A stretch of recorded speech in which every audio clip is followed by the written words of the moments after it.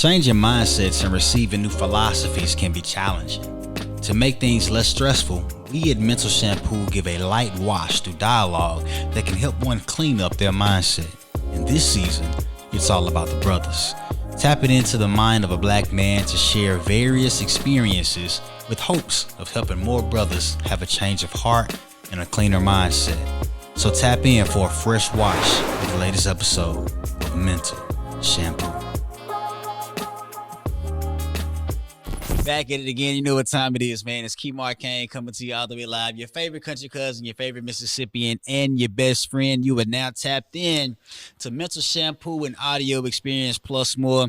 As you can see, I got some good company with me. We got some good sticks with us as well.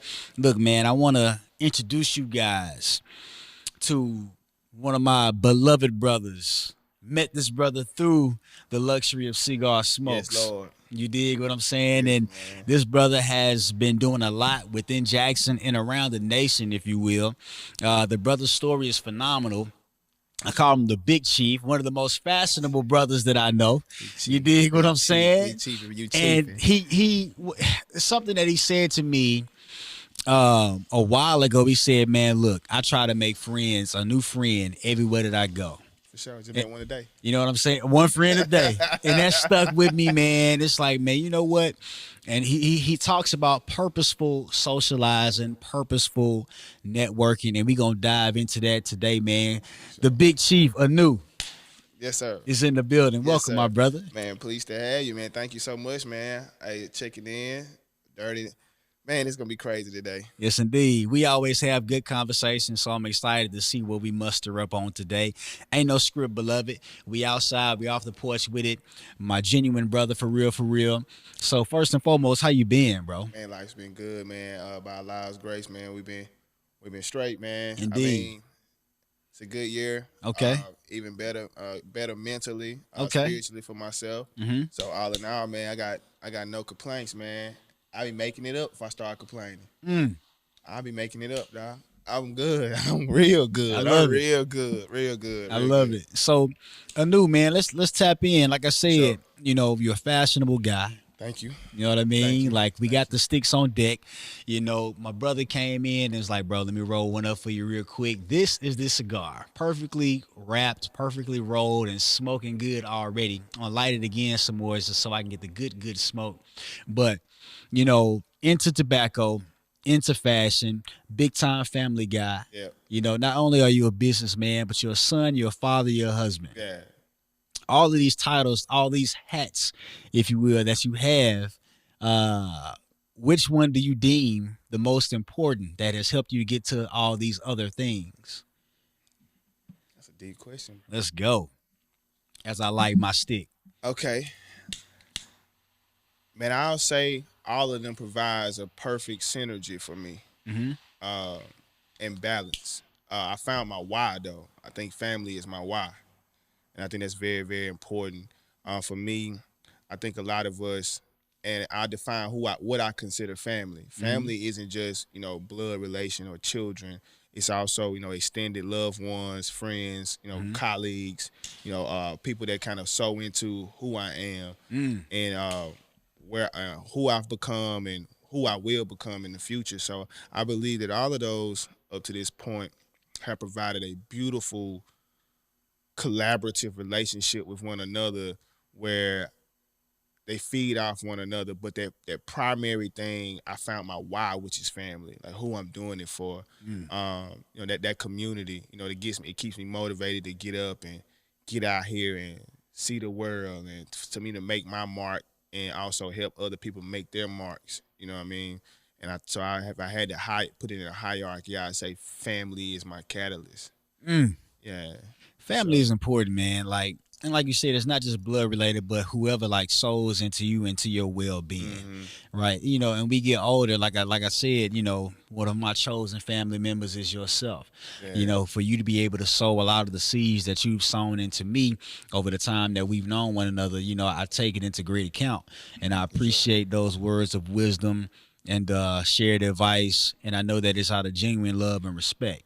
Sure. So you know what I mean? That's like the perfect why For real, Word, for real. word. I Um, appreciate that, man. big facts, bro. So the cigar situation. Talk to me. Let's start from the top. Okay. We're gonna kind of work backwards here. Okay. Because we definitely got to get into the fashion. Okay. For sure. But Okay. All right. We can say that's part two. Okay. This for is it. Okay. sure. For sure. So the cigars, how did you get into loving tobacco? What Okay. is it about cigars? We actually met Yeah. on some Yeah. cigars. For You know sure. what I mean? So sure. what is it about cigars?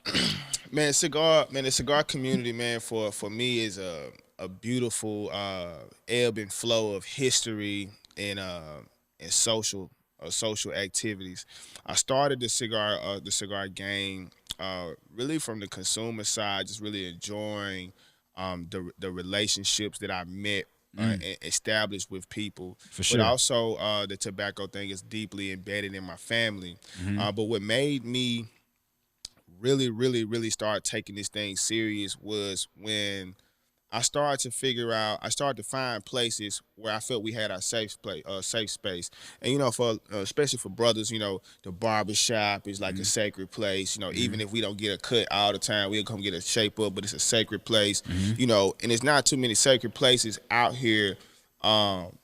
For the brothers, you know what I'm saying, and not even just exclusive to the brothers, for the sisters too, because they have tough times as well. And we see in the tobacco community that we have a lot of sisters that actively participate. But what I got a chance to see, man, primarily was all walks of life, our perspectives, our dispositions on things, and everybody got a chance to have some commonality. And every time I walk into a cigar shop, I see like what things could be, you know. And I try to nurture that as much as I can, which is why I think the community is so fun. I'm so fond of the community. So I got my start, man. My very first cigar from two good brothers to me, man. Brother Daryl Harper and brother Mark Van Buren, the owner of the Ash, is where I started. Very, very influential in the precursor to my cigar game with the knowledge and expertise. And from there, I took a run with it. Ended up taking a position at D&B Cigar Corner in Mesquite, Texas, owned by a fellow Mississippian, brother Tim Davidson, true OG. Who really gave me my platform to really kind of expound on my craft. Yeah. And from there, got really motivated, man, and wanted to see more of us represented in a positive way, and for us to have some monetary gain, gain from the situation. So definitely started to pursue that. So that's when I got real serious about the craft. Got really like, I'm gonna make this happen no matter what, And I figured it out my way, and my way was the experience, because I wanted to duplicate the experience that I felt from the cigar community outward. You know what I mean? So I ended up taking those trips to Cuba to learn how to roll cigars, to Dominicana for the blending side of things, really taking it serious, like learning the craft from the horse's mouth per se. And at that point, man, I took my talents, brun type of thing, to R.J. Reynolds, man, under the British American Tobacco Group, which is, R.J. Reynolds, who makes your Newport Box 100 for the new people like the Newports, your Camels, Pall Malls, et cetera, to really kind of see big tobacco and learn the business side on a mass level. And, then after that, man, 2019, the 5th of January, we broke out on our own accord, started Dreamer Cigar Company. One of my best friends, Miko Remington Shoulders. And then, man, we've been blessed since, man. We've touched now, it's 14 countries. 3 months ago, 17 countries in distribution, and 36 states now, bro, that we've touched, man, and had the luxury of working with some beautiful people, abroad and nationally, man, doing what I love to do and trying to do it at a high level. So that's a brief synopsis for the people, about how I kind of got into the game, and I hope it was eloquently placed for you. Talk heavy.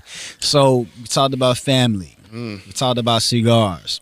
You mentioned that tobacco has been in your family for quite some time. And again, you're a fashionable brother. You have on what you would call your lucky hat right now. Lucky hat, baby. As we dive into the fashion, right? Give us like the backstory of this hat. Why is this? What is so lucky about this hat? Man, I've had family.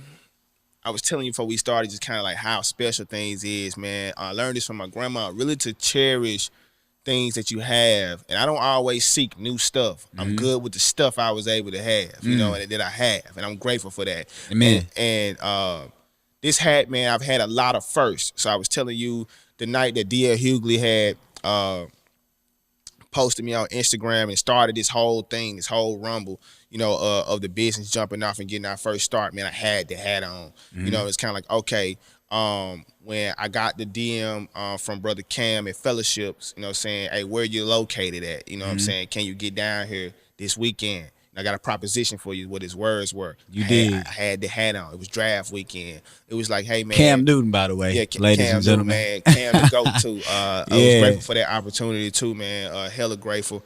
I mean, the governor's inaugural party when I got the first bands, 10 bands. Okay. The first 10 bands. Talk heavy. You know what I'm saying? For the inaugural party, man, that the hat was on my head. A lot of good stuff, man, was happening when I was wearing my lucky hat, man. And at that point, I said, okay, man, this hat is a very crucial part. And if people go back, for the new followers that may follow or gravitate to me, just go back and look, man. I wear a lot of the same stuff sometimes. Like I got my lucky suit. It's my first ever bespoke suit from Kyrus Customs. You know what I'm saying? Shout out K-Co. For sure. But my hat was like, I'm always wearing it, man. I love this hat. And it's invaluable for me, man. I won't sell it. If I lose it, I cry about this hat. I'm wearing my hat like I lost my dog or something, bro. And just the thing is, man, because it always keeps me, and it's a reflective piece on my crown of my head. That's man. heavy. That's heavy. So every time I put this hat on my head, I remember where I started. I remember doing my cigar presentation on a rollout table. I remember doing gigs for free. I remember driving to Houston, Texas for the first time for $500. For $500 when everybody thought this was a pipe dream, and I had this hat on, you know what I'm saying? It's kind of like, okay, so this is my reverse dunce hat, if you will, my humble hat, you know what I'm saying, to keep me hungry. When I wear this hat, I remember and I act like, and I govern myself like this is just getting started, bro. I'm still an infant in the game. I got more work to do. So it's my hat. And even when like this show, I tell you, I love Mental Shampoo, man. So appreciate it, bro. To support my brother and to love something, that's from a friend of mine, family member of mine, is a big thing. So it called for the lucky hat, man. You did. It called for the lucky hat, my God. For sure. Now, when it comes to the hats, you say you have 700 hats. You have an equal or equivalent amount of sweaters as well. Yeah, bro. Sweater game, like, bro, be free. I'm talking about, this the first brother I heard talk about wearing goat suede. Hey, he seen the coat, bro. Listen, and I had to show him the label, guys, so it wasn't no cap. You know no what I'm saying? Cap. It's goat suede, baby. Come on, man. Never heard of it, never seen it. I'm like, goat suede. It was goat suede, baby. Hey, man, the crazy thing about it, man, I got so many sweaters and hats. Yeah. And I know everybody probably don't like Bill Cosby right now, but we just gonna roll with Heathcliff Huxtable, okay? Everybody love Heathcliff. He did no wrong. That Bill Cosby man had some situation that ain't for me to speak on. But the fictional character that he played, that's my guy. Dynamic brother. That's my guy. For sure. That's my guy. That's my guy. Come on. The sweaters, man, I always like, when I get me a family and a nice career in business, I'm gonna walk in my house with the sweater game. Believe that. I'm saying? And I'm like, his sweater games was cold. He always just gave me, it was immaculate every time. And I was like, I love this. So that's kind of like some of my fashion influence, man. That's dope. And he played a big part with why I started collecting sweaters, man. And for me, I always like that timeless time. Like when the turtleneck is a classic garment. I don't care what you're wearing it with, it's still classic. Like you got an elegant look, what I'm saying? Appreciate it, brother. Today, with it. So style is a big part of my life, man. Indeed. Now, I'm reverting everything back to your why. Okay. Right? Yeah. We had a conversation one time at the Country Squire, and you had talked about some of the things that your grandma put you on, from fragrance to style, not necessarily stepping outside looking any kind of way. Yeah. You know what I mean? Yeah. Let's tap into that, because you shared a great deal of wisdom, a wealth of knowledge from your grandmother as well as your mother. Yeah. Let's tap into some of that. Man, my grandma and my mom, man, legendary people in their own regard. My mom's, of course, I tell you, my mom and our relationship was very complicated. Didn't grow up with a, per se, traditional mom that hugs you and kisses you and stuff. And, Wasn't affectionate. Nah, that wasn't her. My mom was always about preparing me for the war ahead. You know what I'm saying? Making sure I was street prepared. Yeah. And a lot of people look at me now and see this polished or seemingly polished version of myself. Okay. But a lot of people don't know how I really used to be outside with it. Off the porch. And I'm grateful for that growth now. So when people see me now, it can kind of say, hey, that guy look like he may be a little green. I love that. You know what I'm saying? And my mom really tried to elevate the way I thought about stuff, the strategic approach to things. But both her and my grandma always kicked game. So speaking into the fashion piece, we were talking about, it ain't what you know, it's who you know. My grandma like, nah. You know what I'm saying? It's what it looked like. It's what it looked like. Yep. It's what it looked like. And speaking to that, we was having an interesting conversation about, the definition of privilege. Yep. You know what I'm saying? It's Black History Month, so we can pop our shit a little Come bit on. if you don't mind. So with that, man, my grandma was always saying, hey, dress yourself not for the people outside, but for the people who looking to do some harm to you. Dress appropriately. And always make sure you take the time to methodically think this thing out. Yeah. You're gonna get dressed today. What are you communicating today? You know what I'm saying? Are you feeling fine? Are you feeling like you're gonna handle some business? Are you feeling like are you cheerful? Are you down? Whatever you're gonna communicate today, just be intentional. Wow. You know what I'm saying? And my grandma was really, really, really about that. She made sure when it was time to go to church or something, she stepped. Yeah. You know what I'm saying? My grandma had Big me. stepper. Yeah, so they used to crack jokes on me. My grandma sent me outside with Stacey Adams to go play sideline kill. She didn't care. She's like, hey, we'll buy some out. Go outside. Don't go outside. That's heavy. Stacey Adams, bro. That's heavy. Real talk, bro. That boy used to call me Billy for a long time in the hood, baby. Hey, shout out President Hills, man, the real north side. Indeed. You know what I'm saying? But real talk, I used to come outside with a Kango on, really looking like Fat Ab and them boys outside. With this What age we talking? We talk about from 6 to 12. That's amazing.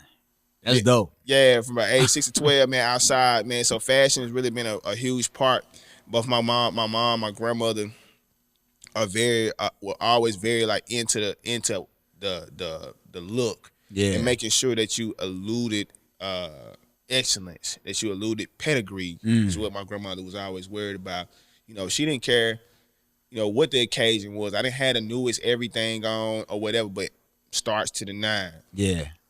Skin moisturized. Yeah. Smell like butter. Okay. You know what I'm saying? And talking with some sense. My grandma said that spoke to pedigree, which would get me in places that, a nice education wouldn't. You know what I'm saying? Or, a shiny watch wouldn't. You know what I'm saying? Because I had all of the essentials. The truth is in the details is what she said. I like that. The truth is in the details. I'm gonna put that in my back pocket. Yeah, the truth is in the details. The truth is in the details. So, talking more about Granny, your grandmother, legendary. Again, I really wish y'all could have been in the cigar shop when we had this conversation originally. Oh yeah, it was profound. That was profound. Open up, man. Yeah. That's why I love the cigar shop so much. But so, like the barbershop, like you mentioned, the cigar shop is a safe space. It's like the man cave for most brothers. Yes. You know what I mean? And the whole reason why I got into cigars, for one, it serves as a form of therapy, if you will. It's yoga. You dig what I'm saying? You actually told me that before. Mental yoga, baby. You told me that It's yoga before. for me, bro. And My stay. and you get a chance to politic and purposely network with those people that are familiar, like you and myself, but then I may have somebody that you may never have met with me and vice versa, and then we all in a circle like we've known each other for years. That's like the joy of being in those circles in the cigar shop, man. Because and then you look up at the time, it's been a few hours. Yeah, done passed by, and you don't want it to end, man. And that's and I wish that was. We got very few places that are that sacred, man. Big facts. Especially dealing with our unique condition as being of the Aboriginal people. We have a unique perspective on things, and we don't have places where we can kind of reflect, digest, you know what I'm saying, and let go of things, you know what I'm saying. And that's one of those places where I found for me that really does it, man. And those conversations that you and I have had, you know, even when we said that we had that nice little nice dinner at the manship, Big facts. you know, was a beautiful dialogue. Man. Indeed. It was beautiful. And so much so that people around us were able to like, man, these brothers are really having like some fruitful conversation. Big facts. We're not talking about spending while the sun out. And we're talking about literature and we drew some attention that day. Yeah, healing. You know what I'm saying? Because I mean, the table came down to the point of that conversation. I left with the takeaway of healing. Healing. Big facts. You know what I'm saying? And healing, getting a chance to reflect that healing with one another is a thing that needs to happen. And people have been promoting it more often, you know. But we doing the work. And ain't nobody, I wish we just kind of record that stuff more often, man, because like, that was awesome, bro. And I needed that. I needed that. Okay. I needed that, dude. You know, just to be it's like, hey, am I really over this type of stuff? You know, because, you know, a lot of times now, man, to that point, when we start talking about the cigar space and whatever, man, everybody's really going through stuff. Everybody. So can you really be mad at anybody at any point about anything? No. Everybody is dealing with something. Everybody's dealing with something. And you just don't know what they're dealing with. Yeah. And if you knew what they're dealing with, you wouldn't have been as aggressive about your point in the first place. So why even take it from the beginning? Heavy. So I don't even get mad at people no more. Like, hey, when I see somebody acting crazy or somebody having I'm like, that brother's probably going through something. And I can't help them through it. So let me just not add to it. And then one of the books I'm currently reading is The 7 Spiritual Laws of Success. By who? I haven't read this one. Yeah. So that author is Deepak Chopra. Okay, Deepak Chopra, The 7 Spiritual Laws of Success. Okay. And in chapter 5, I forgot the name of the actual law, but it talks about the word responsibility. All right. It talks about acceptance, responsibility, and defenselessness. Right. Okay. The word responsibility, that he broke that down, like having the ability to respond the proper way. You know, because a lot of the times is like you said, like that brother or that sister might be going through something. You know, let me be mindful of how I respond to whatever they dealing with on the inside. That's powerful what you just said. Crazy, and you bro. already acting on that law from what you just said. And without having read the book, bro. Big facts. Like, listen, dude, powerful book. I be outside, man. I see a brother outside, like the brother you just introduced me today, man. I'm a fan already. You know what I'm saying? But just the thing is, like, hey, man, I'm feeling your outfit, bro. And I'm really feeling it, though. I feel like it's fire. You know what I'm saying? And you articulating yourself in a way that I feel is genuine to you. But you may be having a crappy day today. You know what I'm saying? You may have lost your job, or, you know, had a flat tire that got you late for a hot date or something. You know, and that and just something, some kind words, man, simmer with your spirit enough to say, well, if nothing else, I look good. You did. We back on par. Yes, you know sir. What I'm saying? That type of stuff need to happen. Or I had some bad customer service at a restaurant, and I spat out let me see the manager and try to get sister fired. Well, sister been asking, you gonna get her fired from the job by complaining complaining on it. The only thing she been asking for is another 8 hours at work. She needs some overtime so she can pay her rent. And not only did you get her fired from her job, which now she ain't getting no hours. You never knew any of that was going on. Simply be considerate of other people, man. Game changer.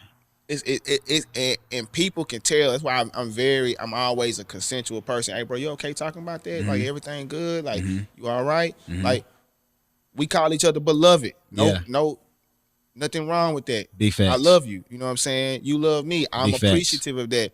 Like, hey, man, if you need something, holler at me. Let's tap in. You can always talk. Like, them type of things, man, let people know they not in this space alone. Even though they may be matriculating through their circumstance, alone as it may seem, they're not alone in the grand scheme. You know what I'm saying? If that makes sense. And that helps people, man, the community. And that has worked so much for me, bro, with relationship building. Yeah.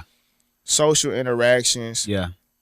And just the karma that my ancestors and Allah bestow upon me, the favors that He bestowed, has been in my opinion, due to the fact that I'm attentively trying to be a good neighbor. Yeah. Because I want good neighbors around me. Ooh. You know what I'm saying? I am intently trying to be a good neighbor because I want good neighbors around me. Real talk. Oh my God. Go back to the golden rule as a kid, do unto others. Come on. You can't say nothing nice, don't say it at all. There is brilliance in simplicity. For sure. Bro, I ain't never heard that. I talk. will intently be a good neighbor because I want good neighbors around me. Think about it, man. That's going to stick. You cut your grass, man, your grass slap every Saturday. And then cuz down there just like, screw it. You like, bro, you bring the property value down, bro. And they just say, you like, hey, man, come on, cut your grass. You can borrow my lawnmower. Yeah. And he like, nah, screw that grass. The boy gave me a ticket on Redwood. You like, bro, please cut your grass. Yeah. Well, if everybody outside cutting their grass, like, hey, keep on that grass looking tight, dog. You did? He like, oh, chief, your grass. Manicured. Hey, bro, I seen your bushes, boy. You got the new blaze out. Where everybody happy that we in a neighborhood together. It's a different mood. Yeah. And we all feel like we have this connectiveness, if you will. And that keeps down a lot of other crazy scenarios. If I see somebody that I think is a little suspicious, or you like, hey man, I'm finna go out of town. Can you go check on my dogs? You ain't worried about me clearing out your house. You know what I'm saying? I love Chico. You know what I'm saying? You know what I'm saying? When I come down there, I go check on them, dog, for sure. Yeah. You enjoy yourself, recharge, you know what I'm saying, and come back home. You know, I'll check on your house. I'll make sure your house straight. Or, hey, kid, I seen somebody pulling up. Was you expecting a package? Or I got your package off your porch. I said it. You know what I'm saying? Bro, and we gotten away from that. It's a lot of folks now that don't even know who their next door neighbor is or who's even directly across the street. They're not involved no more. Like back then, folks move in, you'll have folks bringing cakes and pies from up the street, introducing family members and all of that. Like, how can we get back to that? Like, I guess a start would be what we already kind of discussed with, intentional kindness and the letting go, like you mentioned earlier, right? But what do you think are some some other steps that we can utilize to help get back to that very thing, but in a futuristic way, if that makes sense? Dude, like Brother Horton has said, man, the isolation piece. Yeah. I think what I took from what he said briefly in our conversation, the precursor to this. Come on. What spoke to me was he said isolation, and he had to go and spend some time with himself to make sure he was good, make sure that that all the cylinders was firing off on his side. I believe the best team player is the person that comes prepared to do his job. You know what I'm saying? Talk heavy. Like, if I'm a small forward on the team, yeah. but I'm shooting shots in the gym thinking I'm going to be the shooting guard one day, I'm not prepared to do my job. I'm prepared to do his, which is not my position to play. Well, you know what I'm saying? And then now when my time comes to shine, I'm not prepared and I'm inept. And I don't ever want to be in that place. So I think, man, the best thing I could have done for myself was to work on myself and to find out what pisses me off. What do I not like? What do people not like about me? Am I, instead of complaining about how my friends are, am I actually being a good friend to my friends? You know what I'm saying? Reciprocation. Like, and even if they not in a position to give me what I think I deserve from them, can I at least give them what they deserve from me? God. If I worry about myself first, you know what I'm saying? Being a good neighbor. Hey, like, hey, man, yeah, me and you got into arguing because you didn't call me on time for my birthday, man, but and maybe I'm mad about that for the wrong reasons. But you all right, though? You know what I'm saying? I ain't got a chance to talk to you this week. You know what I'm saying? Everything good with you? Like school all right? Like how your grades doing? Is there anything I can do to improve to be better to you? Where in turn, be better to me. And then we be better for each other. Mental shampoo, bro. You feel me? Like, oh my that's accountability, and I think we start there, bro. I like that. And we take that effort out into the community. Like if I communicate, like to you, hey, Key, I really ain't on time. I be taking my time. You know what I'm saying? But you say, hey, can you get here this time? Sure. Mm-hmm. I can do that. Mm-hmm. And I do that. You know what I'm saying? Or it's like, hey, bro, do this or do this. All right, I can do that. Mm-hmm. You know what I'm saying? Cause that'll help you. And I now know what you like, so I won't not do what you like. You know what I'm saying? And this is what I like. You know what I mean? Like you told me that the building was clear to smoke. I like my cigars. Yeah. That's some player shit, brother. You did. And I appreciate you for that. You know what I'm saying? And I appreciate you for that. So I think that's probably the best way, man, in my opinion. And I think I agree with that wholeheartedly. And my community that I have built so far has ran really good under that guise in my mind. Like today I just met a brother now. Like if I see him out on the street, I'm a fan of his music. Big facts. And I haven't listened to it. Yeah. And I can't wait to listen to it. Indeed. Because I heard his mind. Yeah. Ooh, you know what I'm saying? Talk to him. And I got a chance to get a glimpse of his spirit. I hugged the brother the first time I met him. You know what I'm saying? That's people I want to be around. Indeed. You know what I'm saying? And he around people that I respect. You know what I'm saying? That's what it's about. Community. He a new neighbor. As I'm his new neighbor. That's real talk, bro. I'm his new neighbor, bro. We just met. I'm new to the neighborhood. Hey, we are building the neighborhood. The neighborhood. Will you be my neighbor? Come on. Come on. Everybody love Mr. Rogers. You bro. dig? That boy the coolest neighbor ever. The coolest with the red cardigan. Yeah, switch it up, and everybody want to come party with Mr. Rogers. You know what I'm saying? So that's my philosophy. I think sometimes it's sometimes we overcomplicate the golden rules, man. And our ancestors weren't foolish. They had that. They had neighborhood. Even when they didn't have a lot of money or a lot of status, they had family. They had a neighborhood. You know what I'm saying? And the more we get back to that and to figure that out, the world will be in such a better place. But if our world is our community, we worry about the world at large. I mean, I'm not in Russia. I don't know what Russia like, but I'm from Presidential Hills. And in this world, these are the rules that are in play and that we live by over here. Let's just make them the best rules that we can. Oh my gosh. You know what I'm saying? And that's deep, dude. That's heavy. And that's my grandma, bro. You did. My grandma, I love that lady. Mental Shampoo. And shout out to grandma, man. Yeah, Grams is the GOAT, man. And I'm glad. And what's so profound, bro? Okay. For me is I regret not listening to it more early on, bro. That part. A lot of shit hits you when you get older. Yeah, bro. And it to a lot of intents and purposes, bro, that hurt my feelings, bro. You know what I'm saying? My grandma's still around to tell the story, man. I'm tired of get a little emotional, bro. I love it. Hey, cry. But for me, bro, she poured a lot. She wasn't worried about being the king. She was cool with being the king maker. And that was her purpose. And that has been her purpose. And for a lot of time I ran from that. And I can see how that'd be disrespectful. Now, now having, a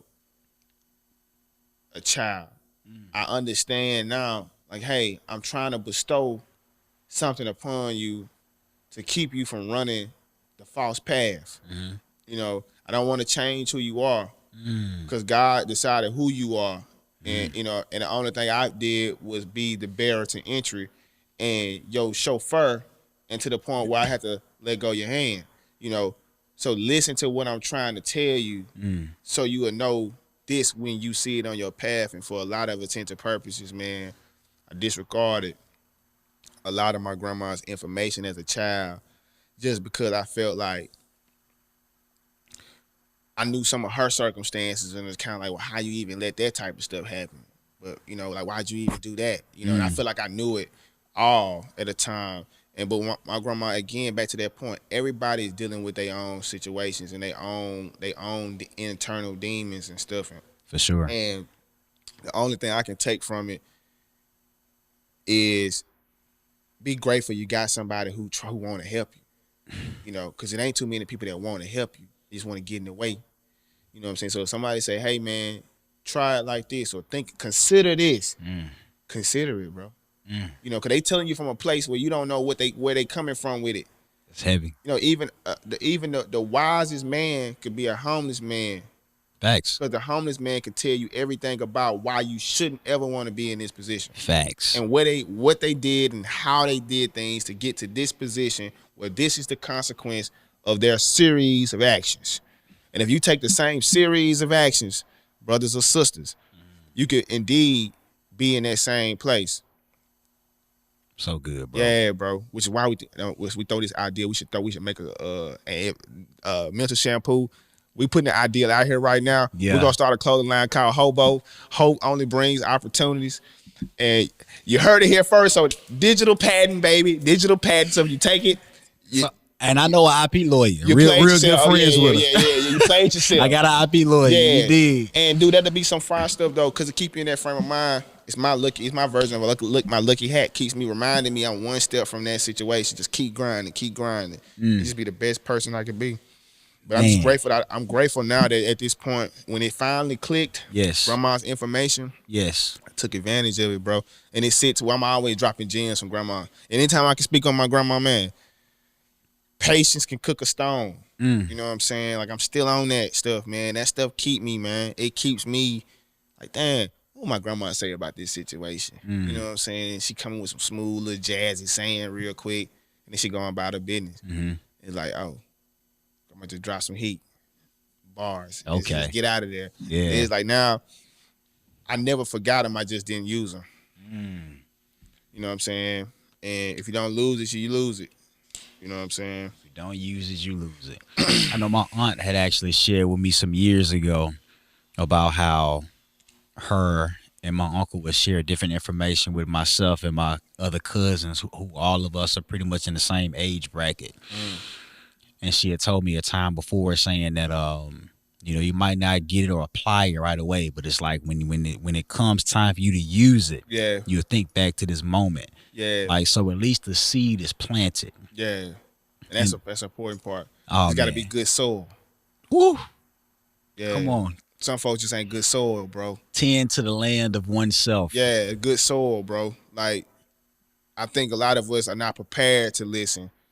And I learned it the hard way when I was a child in high school. A lot of people were trying to tell me stuff. And the teachers was writing me off saying I was going to be, dead or in jail. Yeah. It's like my high school teachers and stuff. But I had a few teachers that just wouldn't. They was trying to make the land farmable. You know what I'm saying? The land being my mind. Like, right. Hey, son, let me show you some other things that may catch your fancy. You know what I'm saying? This is how you can do this. You can still be cool. You can still be wavy. You can still, but you can still be smart. You can still be intellectual. You can still have goals. You can have ambitions. You just need a little. You need some. Your land need to be tilled. And that's what the military did for me. You know what I'm saying? But being good, you tell somebody something sometimes, and they just go over their head. They ain't listening. They hard headed. They don't want to hear nothing. They close you out. They got bad soul. Yeah. And either something gonna make them change their mind, where it's a hard bump, they bump their head on something. You're gonna say, wait a minute, I need some fertilizer on this grass. Yeah. They done got crazy out here. Yeah. Now you call a landscaping guy to come in and they can fix that. Whether that's a new relationship, new set of friends, a therapist, God, ancestors, whatever. More neighbors. More or better neighbors. You know what I'm saying? You in the wrong neighborhood. You're on the wrong side of town with it. Talk to them. You know what I'm saying? And you got to get on the right side of town with the people who want to see you win because the property value go up. Come on. And that's the good soil, bro. So, like, you got to be good soil. You got to have good soil for those seeds to be planted. Other than that, I'm just spitting out sunflower seeds on the concrete. And man, hey, love this brother anew. And that's real. Love this brother anew, man. Wholesome brother. Phenomenal father, phenomenal husband, phenomenal businessman, phenomenal neighbor, phenomenal brother. Could talk to this man for hours, man, but I feel like we do need to do like a part 2 or something. Because, awesome, hey, man, I love you, bro. I love you too, man. Big facts, man. That's real talk, bro. We talked about family. We talked about building communities, building a solid neighborhood, tending to one's own soil, making it farmable, if you will. Yes. Talked about isolation. Isolation brings about transformation. Yeah. You know what I mean? Hopefully y'all picked up what my brother was putting down. You might need to rewind this one time for the one time. Yeah. Enjoyed a good stogie. Again, freshly rolled, phenomenal smoke. Dreamer Cigars, shot with my guy. Yes, Lord. Rolls for Cam Newton.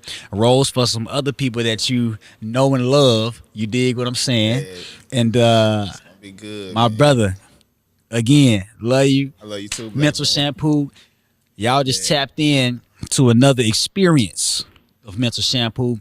It's Key Marcane coming to y'all to be live. Your favorite country cousin, your favorite Mississippian, and your best friend, my good brother, the Big Chief, Anu. We signing out. Peace and blessings, love and respect.